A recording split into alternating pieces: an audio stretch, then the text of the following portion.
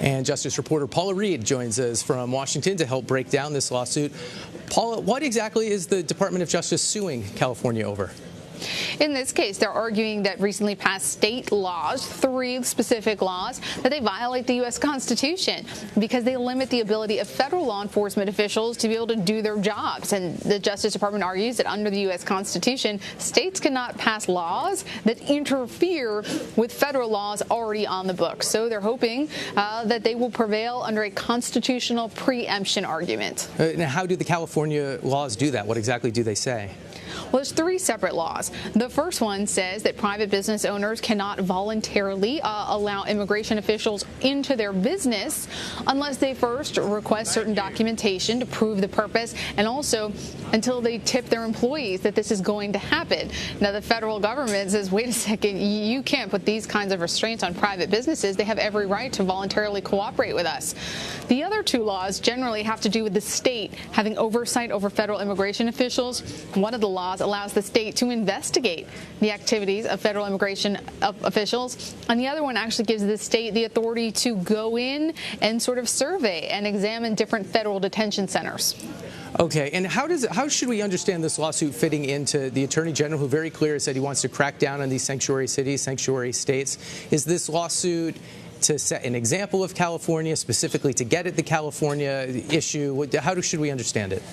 Well, there's been this escalating feud between the Trump administration and California, in addition to other sanctuary cities. But California sort of made themselves vulnerable here because they're not just a few sanctuary cities in one state. They are now trying to be a sanctuary state, passing statewide laws instead of city-by-city policies. That sort of left them vulnerable to a legal attack like this. Now, Sessions has tried to pursue other sanctuary jurisdictions, sanctuary cities, and even states trying to say, look, if you don't cooperate with federal law enforcement, we're going to take away your federal money. Well, the courts wouldn't let him do that. He can restrict some grants, but he can't take away all federal funds. The president has even threatened to withdraw all the federal immigration officials from the state of California. So this lawsuit, it's just another development in this ongoing feud. And does one side have a clear advantage, and how does it wind its way to the courts? Is this something that ends up at the Supreme Court? Possibly. It seems like that's the goal for the Justice Department. What's so interesting is they did not ask here for what is called a temporary restraining order. That's what we saw in all the travel ban cases, where they said we need an immediate stop to this policy. They are asking for injunctive relief. They want the court to stop the state of California from enforcing these laws, but they're willing to play a long game.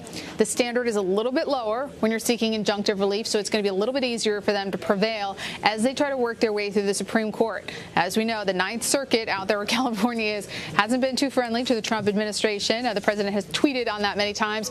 So they're really hoping that they can get this to the Supreme Court and hang their argument on a precedent from a case where the federal government was at odds with the state of Arizona over its immigration laws and ultimately deferred to Congress. That's the best hope for the Justice Department, and it's just really not clear who will win.